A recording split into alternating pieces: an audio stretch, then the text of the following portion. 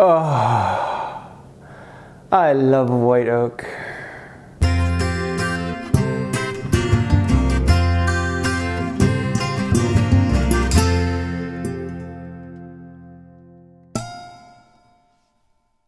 Hey y'all, I'm James Wright, and welcome to my kitchen, living room, dining room, fireplace room, about 450 square feet worth of white oak flooring ready to go down.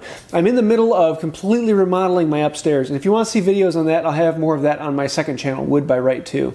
And I'm going through basically remodeling everything, gutting it out, and putting in new cabinets and new flooring. But I have about 450 board feet of white oak flooring here. Now, it wasn't that long ago that the flooring was put down by hand with hand tools. It was only the last 30 years or so that pneumatic staplers became the normal for how to install flooring. So I figured we would go through what I would do to install it with just hand tools. Should be kind of fun. Let's take a look. So this project is going to start where most of my projects start, with 400 square feet of white oak flooring. Now, one of the most important things about the flooring is to bring it to the same moisture level as the floor it is going to be on, particularly in its space. And in my area, that is like 5% or less. And the oak came in at pretty close to that, but I wanted it to sit. So most of the time you're going to want to let it sit in the space for a week to 2 weeks. And I got to let it sit for about 2 weeks in my shop, in my space. So I just lay it out like this so that I can put some fans on it and air dry it, bring it down a little bit more. Because if anything, you want it to be a little bit drier so that it will expand to fit the tight space. Next thing I need to do is clean up the space. This is very important. You don't want any bumps or ridges on the floor, so you got to sweep it all up. And I want to lay the first line along this wall, but I don't trust the wall to be perfectly straight. So I'm going to string up a line about 3/8 inch away from the wall on average. And this thing gives me a line that I can start off of that I know is perfectly straight, and I can keep all my lines straight from that point. Thankfully, my other wall was almost exactly perpendicular with that line, so it worked out very well. After laying down the line, we can start laying out the underlayment. This is a foam underlayment, a really nice pressure foam, and I'm liking how it came out.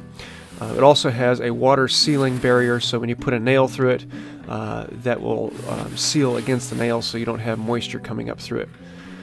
This is a good time to check to see if there's any bumps underneath, because you can feel very easily on the foam and see if there's anything sticking up. And in this case, I had a few things popping up, so I can just reach underneath and clean them out, and away we go. On to the first few rows. Now, the first few rows are going to get nailed through the face right up against the wall, so that something's holding the back of it down. So I'm going to pre-drill with my eggbeater drill, and I'm using a bit that's almost the exact same size as my finished nails.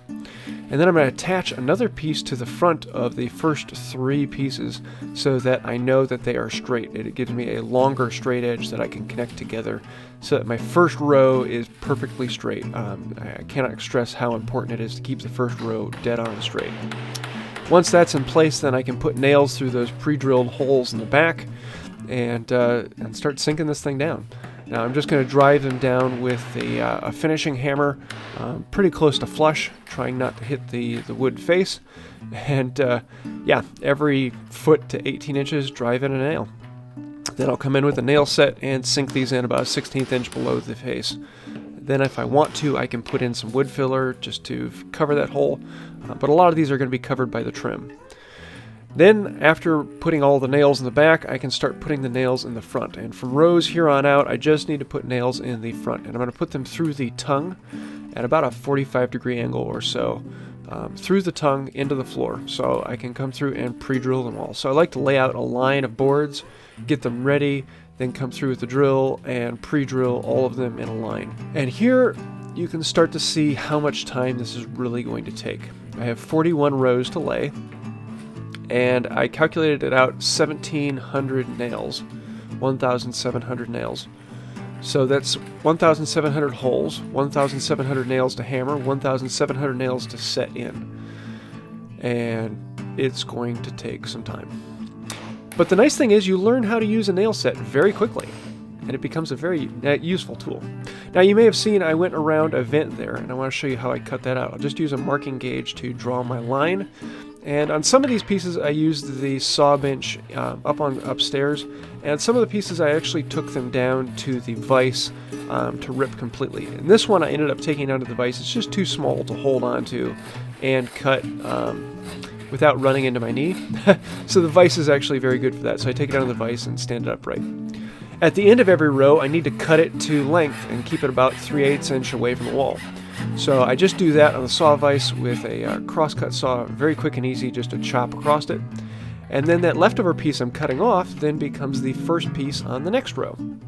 So then I can put that in place and pre-drill it and continue on. And you can start to see how this comes together. From here on out, it's just keep on laying rows, and whatever was the last piece cut off becomes your first piece in the next row.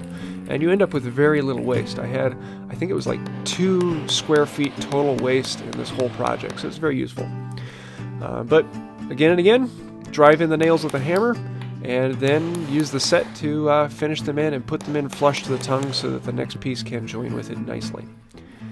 And rinse and repeat. Next board, and next board, and next board. I calculated it to be 16 hours worth of work, and it ended up being 16 and a half. Now at this vent piece, I didn't want to split around it, and I actually wanted to chop out the vent itself. So to make this cutout, I did it all down at the bench. And I used the saw to relief cut all down to the depth I'm looking for, and just made a dozen or so cuts every 2 inches all the way down. Making it very easy to then come in with a mallet and bust out these pieces so that they fall apart rather than having to cut it out. Very, very quick.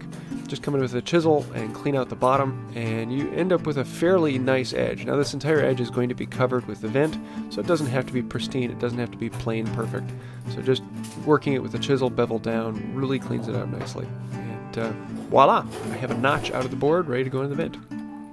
Some of the boards you come across are bent quite a bit, and they need to be forced into place. This one had a good bow in it, and I needed to bend it into place. So I screwed down this block into the floor near the end, and this gave me a point that I can leverage again with a crowbar. And I try and place it so that I can use the crowbar to just kind of pop it in place, and the previous row then holds the crowbar in place. With that force in, then I can tamp the whole thing down and make it fit nice and tight. Then of course it's more of the same. Drive in the nails and then set them in. You get really good at this after about 1,700 nails. It takes a while.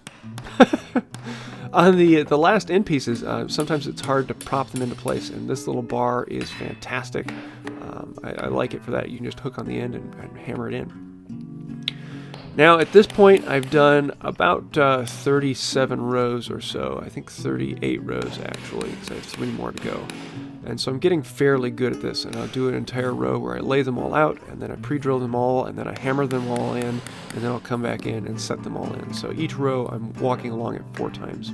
Some of these last final pieces had a lot of intricate cutouts.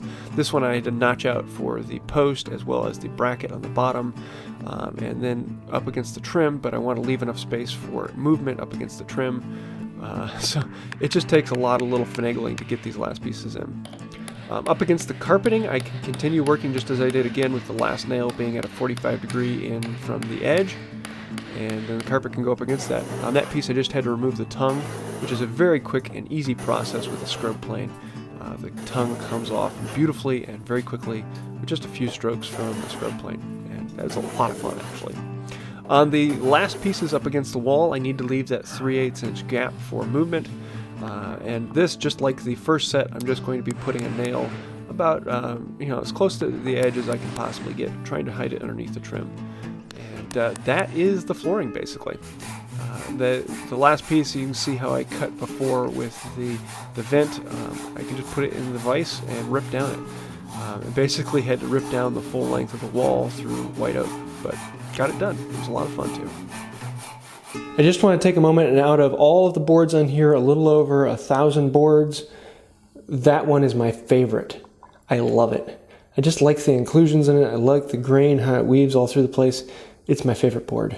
Okay, no, that's my favorite. It's got a curly grain, it's got sapwood, it's got staining in it, it's got a lot of ray figure. That's my favorite. No, I lied. That one's my favorite. Okay, who am I kidding? They're all my favorite. So there you have it. This has been a blast, a crazy blast.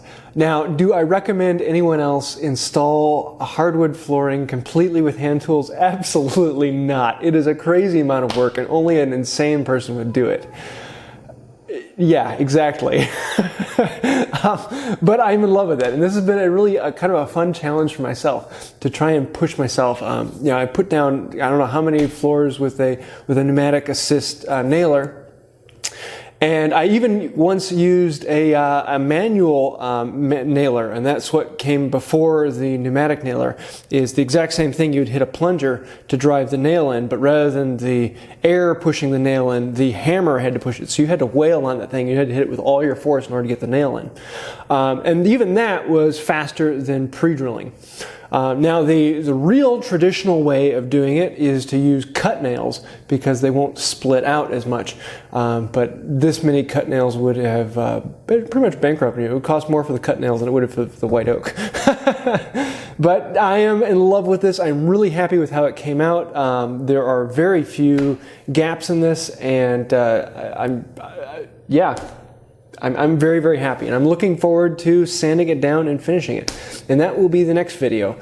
I'm actually going to not sand it down, I'm going to plane it down with a hand plane and cover this place in wood curls. And then I'm going to finish it with water locks, which I have 5 gallons of it right over here. So this should be an absolute blast of a project, and I'm looking forward to that. So if you have any questions, let me know in the comments down below. I do want to say thank you to the patrons on Patreon. You are the people that make this happen and can allow me to do crazy things like this. So thank you for that. If you'd like to find out more about Patreon or help out, you can do so right down there. Also, if you want to subscribe or see some more behind the scenes footage, you can do that as well. And until next time, have a wonderful day.